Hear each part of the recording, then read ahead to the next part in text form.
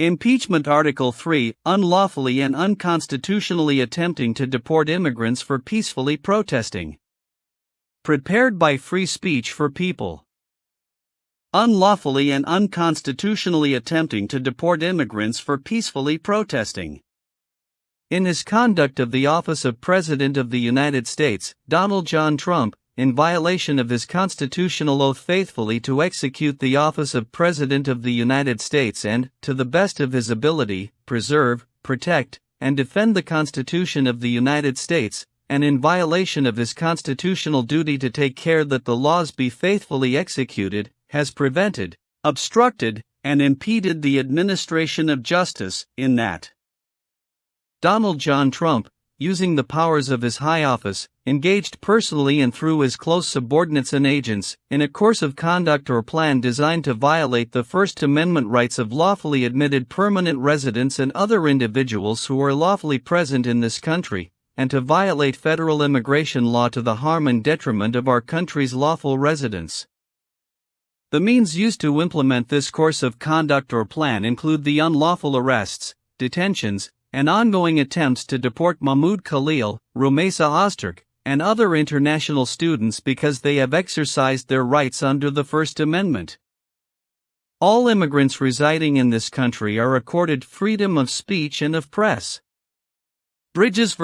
Wixon, 326 United States 135, 1945. Lawfully admitted permanent residents, including Mr. Khalil, have been afforded the status of having been lawfully accorded the privilege of residing permanently in the United States as an immigrant, 8 U.S.C. Section 1101, A, 20, and can be deported only in limited circumstances, none of which have been satisfied by Trump or the United States State Department with regard to Mr. Khalil. People studying in the United States on student visas, like Ms. Ozturk, may be deported for a broader but still limited range of circumstances, none of which have been satisfied by Trump or the United States Department of State with regard to Ms. Ozturk. They may not be persecuted, stripped of their visas, detained, or deported for exercising their First Amendment rights. Secretary of State Marco Rubio has asserted that the administration intends to deport any green card holder who participates in pro-Palestine protests. The arrest, imprisonment, and threatened deportation of Mr. Khalil, Ms. Marco Rubio, we will be revoking the visas and/or green cards of Hamas supporters in America so they can be deported. Ozturk and other immigrants who engage in peaceful protests is a direct assault on the First Amendment of the United States Constitution and on federal immigration law, which strictly limits the grounds on which the government may rely in seeking to revoke a person's visa or permanent residency status. In all of this, Donald John Trump has acted in a manner contrary to his trust as president and subversive of constitutional government, to the great prejudice of the cause of law and justice and to the manifest injury of the people of the United States. Wherefore Donald John Trump, by such conduct, warrants impeachment and trial, and removal from office. Article 3 of Free Speech for the People's petition dealing with impeaching Trump again. It's important because it deals with the most heinous attack against freedom of speech, which is our government taking people who express an opinion on a matter that has incredible intensities on both sides with regard to the Israeli-Palestinian conflict. And when you try to understand the severity of what is being talked about with regarding Palestinians, you want to look at Article 16 of the impeachment doctrine, which deals with the videos and the talk with the Trump administration of building essentially Trump Gaza and moving and removing the population of the people living in Gaza, which, by the way, is a war crime and a crime against humanity, because removing them is actually cleansing. It is not yet cleansing to the point where you kill all of them, but the crime of cleansing a population, which is to pick the people up and move them out, you don't know what's going to happen at the second end. So the international community and the United States, by our treaty, says you can't just pick people up and move them, all the people and move them, that is a crime against humanity. It is a war crime, and Trump is trying to attack the International Criminal Court, which is the entity that would prosecute him, which would prosecute those people, planning on essentially the cleansing of Gaza by removing the indigenous population and put in Hotel Trump Gaza, which is a war crime and, again, a crime against humanity. So people who are protesting over there are protesting in part for a very good reason, because America is behaving in a way that is contrary to the treaties and its own law in how they're going to treat the Gazan people, particularly if that is to get them all out. So by locking people up who express a position in which, yes, talking about cleansing the population, removing the population is wrong, and then having problems. But that's going to be with other topics as well. Because if they deal with that particular topic, which is the Israeli-Palestinian conflict, which is as old as me, is going to be going to other topics. Why can't they bring up other topics that are embarrassing to the White House?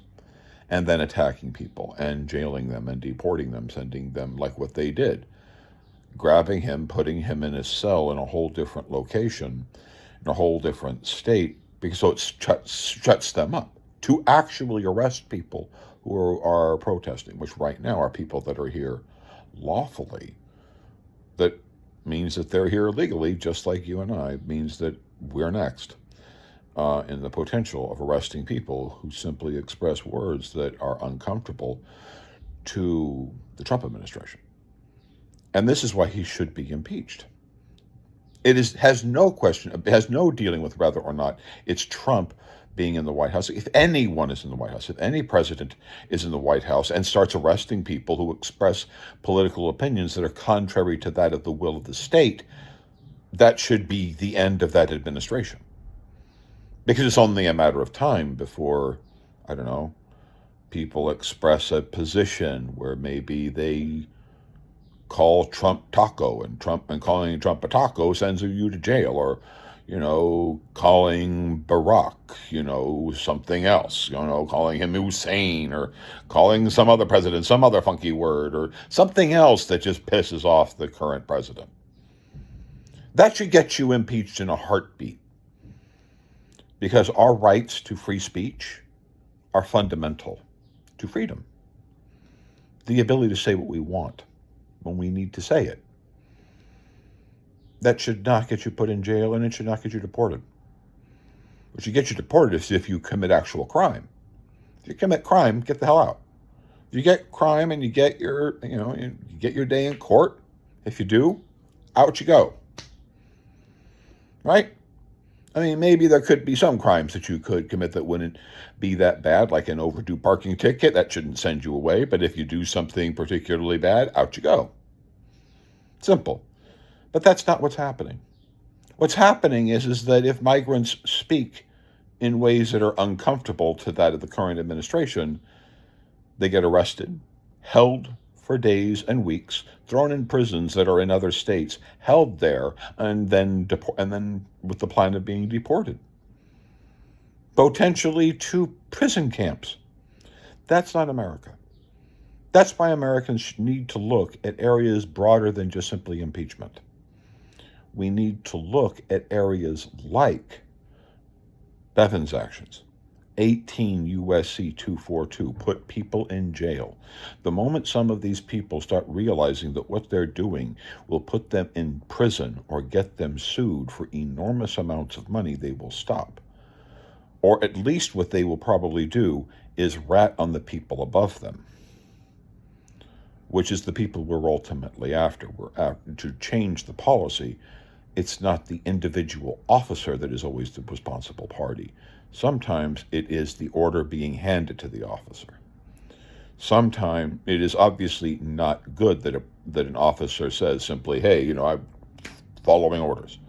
That's not an acceptable thing. You're supposed to not follow illegal orders. But in the situation that an illegal order has been handed down, you just don't want to bust the guy who's just simply doing the job. You want to bust the guy who gave the order. And so, yes, we impeach, but we also look at Bevin's actions and 18 U.S.C. 242, deprivation of rights under color of law. These are things that we can do with these actions, with these acts, beyond just waiting for Congress to do its job. We can motivate them to do the job by explaining that, yeah, we want people in jail and we will file those criminal charges, or we will push prosecutors for those criminal charges, or sue the living shit out of people. So let's go.